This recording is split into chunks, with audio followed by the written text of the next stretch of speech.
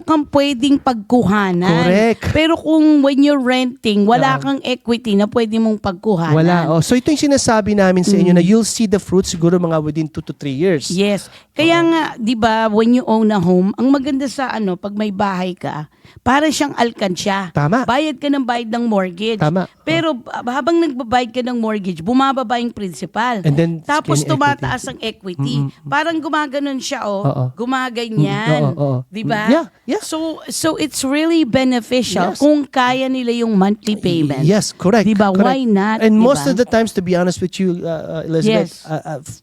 For me at least, Correct. lahat ng mga scenario na nakikita kong mga refinance ngayon are all debt consolidation talaga. Debt consolidation. And I can tell you this, nung nakita nila na pwede nilang gamitin yung equity nila to pay Oo. all their...